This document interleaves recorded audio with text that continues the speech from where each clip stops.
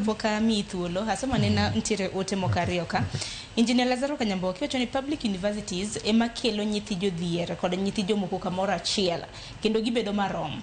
Wacho ni keto somo unreachable to low class people they were somo gir jomumiyo kendo medo kanyo ni kendo gibiro miyo wakoso number of skilled manpower e field. Baro Nakiru inenwa kintiere Nyali mane county ma Mombasa inwini chio paro kwacho ni nangumeni keto segmentation in education because all pupils and students are equal. Wacho ni because you don't understand all education fundings should be put together. Wacho kanya ni nangumeni kik serikal ate moloko gimi wacho ni kitano kende ko dongere mang'eny. Wacho nangumeni serikal masani kiket lai mar somo obed nono kaka tende Kibaki mana manenja ten pin Kenya maradek ipachoka aparo ni Bwaza mia nena thuolo dibed ni education sani bende en equalizer no chocho ni education en equalizer. Engineer Lazaro to the kiudi mage wacho gitemo gero mbaka madhi mbele adieri education kata kipenjo ngata kama giwinjo kata kama gineno onyalo go wang'e oko kanyo mokoni echo mabati mamelcha mana nikech education. Kama inano gari moro chung'e cha mana nikech education. Gik makamago yani kuonde mane ok inyal paro ni kato yie nyalo yudo e kona magidakie. Education oseloko mano makato yie chini makoro ni adala no bewinjo maber. Education ka ukawe ni en gima jok manigi pesa ni makoro nyalo yudo. To ugro keto koni en plantation siepna moro oero wacho ni en plantation mange jok modong kanyo gin na jotich. Matiende ni nyathi mora mora kata obed nyako kata obed wuoyi ong'ol ok ong'ol ochal nade ni to en ok onyal bedo gi lek moro ni ambe chieng' anyalo bedo office moro kaka an accountant kata anyalo bedo ni kurate tich mora mora.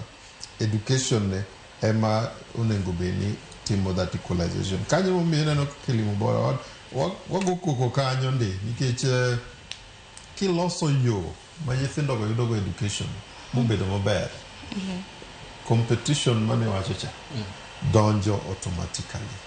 Competition and part mar nature.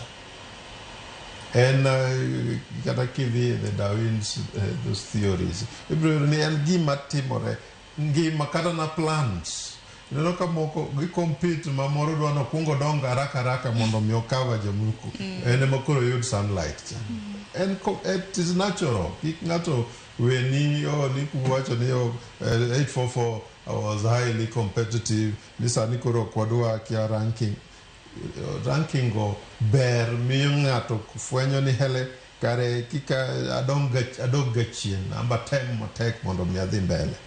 To seche magitimo koma competition no bedo odwani facilities mabro miyo gibedo level moro maber manyalo miyo nyithindo ma wuokie skunde ma wacho ni ojwang' maonge facilities mang'eny ko migi facilities go tibro yiro somo mosomo go kanyo bro chalo gi somo ma nyathi moro manie Nairobi school ma ipani ni malo bende chalo ga chala kagirado te ndi ubro yudo nyathini bro yudo ka kare mowuok e kor gweng'cha bende otedi kendo chiek kendo tegno ma bende ka okitang' to ineno na kogo yaga piny seche misomo ikoni first class honors ji adek go yudo ka unonge mowuok kaka achiel mana mowuok kon omiyo competition no gima ang'eni jok ma promote ga CBC gi sani CBE nigi koni ni competition no ni wat eliminate mano gi ketho godo ber somo. It is always competitive kata pinje are competing.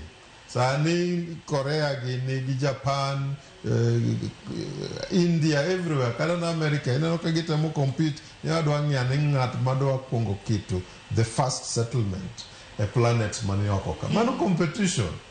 Koro ere ka healthy one nikichwani ngi unhealthy gi healthy. No, the unhealthy no, emakoro mar unhealthy no to kuri corrupt go the process. So life and competitive. life and competitive. Angi kata do koni samoro watu ng'iyo to koni ma en umeduong ogado no oxygen ka o out compete wa give oxygen. But competition is part and parcel of life. Omiyo kanyo kik watem ni waduoko nyithindo gi chien. Gima temo mondo mi watim waket ni ka wadoyo jopuonj